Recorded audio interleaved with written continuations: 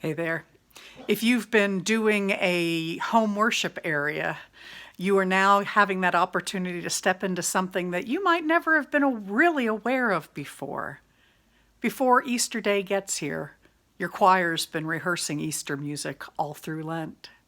Before Easter Day actually gets here, on Holy Saturday, the Altar Guild is at church setting out the flowers and making sure that everything is just right so that we can all step into the building and be together in that joy, in that spectacular setting.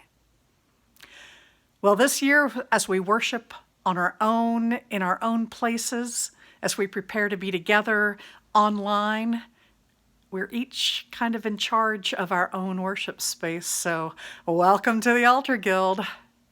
This morning, I want to encourage you to step into that role, even as you hold Holy Saturday in your heart, to step into that role and prepare so that you're ready for the Easter Vigil tonight at 8 o'clock and Easter Day tomorrow morning at 10 as we gather online together.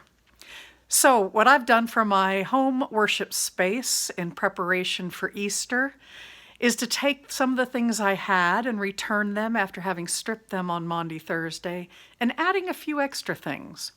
So here's my space.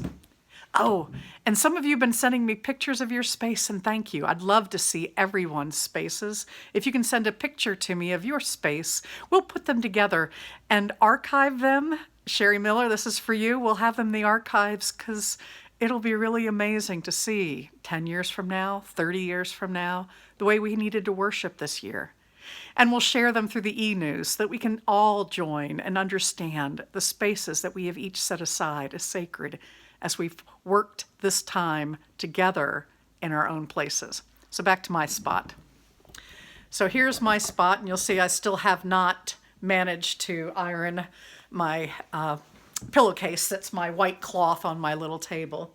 I've returned my Bible, or my father's Bible here, and the cross that my son and his family had given me from Hawaiian wood.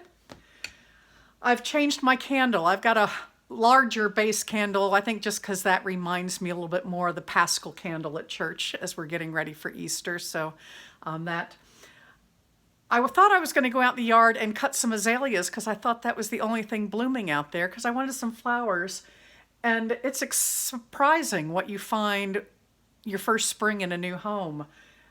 These lilies are blooming, and aren't they just spectacular? I had no idea. I'd seen the plants, the bulb coming up, but I did not know what it was going to be, and I didn't realize they were going to bloom. So the first blooms came out today, and I have cut them and put them on my worship space as that special offering. And then for the Easter Vigil, if you've got a bell or something else through which you can make some noise as we celebrate the resurrection together, I encourage you to put that there as well. And then, of course, you're going to need something to light your candle with. So that's not actually on my worship space, but it's within reach. And then for the vigil tonight, as we gather at 8, I'll encourage you ahead of time, right before we join, to go ahead and light your candle and turn the lights off in the room and join with us in the darkness as Jesus leads us from darkness into light through the vigil. So there, I've been my Altar Guild today. You can do it as well at home. And then in the future, you can know to give thanks as someone else may be, or you might enjoy stepping into that role of helping the community prepare to celebrate together. God bless you on this Holy Saturday, and I look forward to joining you in worship tonight at 8.